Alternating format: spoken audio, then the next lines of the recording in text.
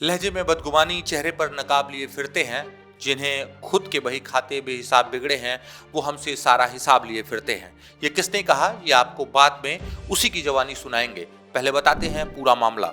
आप देख रहे हैं संपन्न भारत, मैं नीरज द्विवेदी। पार्लियामेंट में दो बड़े मुद्दों को लेकर विपक्ष लगातार हंगामा कर रहा था। पहला अडानी और दूसरा उत्तर प्रदेश का जिला संभल।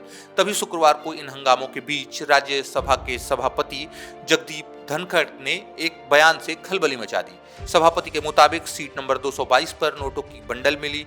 धनखड़ जी ने बताया कि पार्लियामेंट में चेकिंग टीम ने ये केस पकड़ी है। A wad of currency notes was recovered by the security officials from seat number 222 presently allotted to Shri Abhishek Manu Singhvi। अब बीजेपी नेताओं का बयान तो आना ही था, तो सुनिए जेपी नड्डा और पीयूष गोयल को। ये घटना बहुत ही असाधारण घटना है। यह घटना पक्ष और विपक्ष में विभाजित होने के लिए नहीं है। ये सदन की गरिमा पर एक चोट है। बड़ा गंभीर विषय है, क्योंकि आज तो वैड ऑफ करेंसी नोट मिले, कल पता नहीं उस तरफ क्या क्या और चीजें मिल सकती है। खैर, बाद में जगदीप धनखड़ जी से मल्लिकार्जुन खड़गे ने कहा कि जब इन्वेस्टिगेशन चल रही थी तो पर्टिकुलर सीट और उनका नाम आप कैसे ले सकते हैं। धनखड़ साहब ने जो नाम लिया वो नाम था कांग्रेस के member of parliament Manoj Singhvi का। आपको बता दें, मनोज सिंघवी देश के सबसे महंगे वकीलों में गिने जाते हैं। ये वही सिंघवी साहब हैं जिन्होंने शराब नीति के मामले में मनीष सिसोदिया और सीबीआई के मामले में अरविंद केजरीवाल को कोर्ट से जमानत दिलाई थी। आपको बता दें, सिंघवी साहब ने जो एफिडेविट चुनाव के नामांकन में दिया था, उस हिसाब से उनकी नेटवर्थ 360 करोड़ रुपए और उनकी पत्नी अनीता सिंघवी के पास 11.42 करोड़ रुपए की संपत्ति है। इनके पास 40 साल के प्रैक्टिस का अनुभव है। एक समाचार पत्र के मुताबिक उनके एक बार कोर्ट में पेश होने की फीस 6 से 11 लाख रुपए है।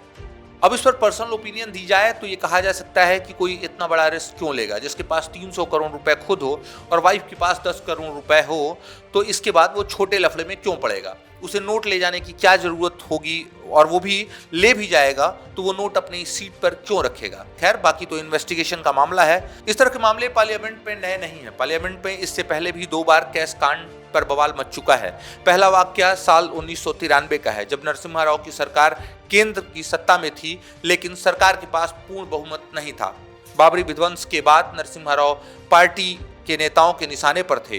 राव और अर्जुन सिंह के बीच मतभेदों की खबर रोज अखबारों में छपती थी। इसी बीच बीजेपी ने नरसिम्हा राव सरकार के खिलाफ अविश्वास प्रस्ताव का नोटिस दे दिया। पार्टी का कहना था कि सरकार अब अल्पमत में आ गई है। इस अविश्वास प्रस्ताव पर 3 दिन तक खूब बहस हुई, और जब वोटिंग का वक्त आया तो सब चौंक गए। नरसिम्हा राव के पास उस समय 244 सांसद थे, लेकिन वोट उन्हें 265 मिले। अविश्वास प्रस्ताव के वक्त विपक्ष को सिर्फ 251 वोट ही मिल पाए और राव की सरकार बच गई। 1996 में झारखंड मुक्ति मोर्चा के सांसद सूरज मंडल ने एक खुलासा किया। मंडल के मुताबिक 1993 में पैसे बंटने की वजह से राव की सरकार बच पाई। मंडल का कहना था कि सरकार बचाने के लिए एक सांसदों को 40-40 लाख रुपए दिए गए थे। कहा जाता है कि कैश कांड की पूरी स्क्रिप्ट बूटा सिंह ने लिखी थी, जो राव की सरकार में कद्दावर मंत्री थे। मंडल जेएमएम की तरफ से यह डील वही देख रहे थे। 1993 में जेएमएम के साथ साथ चौधरी अजीत सिंह की पार्टी भी टूट गई थी। इस मामले में सीबीआई की तरफ से दाखिल हलफनामे में कहा गया था कि पैसा कैश में मिला था और जेएमएम के सांसदों ने इस पैसे को स्थानीय स्तर पर ब्याज पर लगा दिया। बाद में यह मामला सुप्रीम कोर्ट तक गया, लेकिन केस में सभी आरोपी बरी हो गए और बाद में दिल्ली हाई कोर्ट ने साल 2000 में पूरे मामले को लेकर सीबीआई को जमकर फटकार लगाई। दूसरा मौका जब बीजेपी के 3 सांसदों ने लहरा दिए नोट और नाम आया उस पर अमर सिंह का, जिनका जलवा बॉलीवुड और सहारा में भी रहा है। 2008 में अमेरिका के साथ मनमोहन सिंह की सरकार ने न्यूक्लियर डील किया। इस समझौते के खिलाफ सीपीएम ने सरकार से समर्थन वापस ले लिया, जिसके तुरंत बाद बीजेपी ने अविश्वास प्रस्ताव का नोटिस दे दिया। पार्लियामेंट में इस अविश्वास प्रस्ताव पर खूब बहस हुई, लेकिन जब बारी वोटिंग की आई तो बीजेपी के 3 सांसदों ने नोट लहरा दिए। यह नोट तत्कालीन लोकसभा के स्पीकर सोमनाथ चटर्जी के टेबल पर लहराए गए। नोट लहराने वाले बीजेपी के सांसद थे अशोक अर्गल, फगन कुलस्ते और महावीर भगौरा।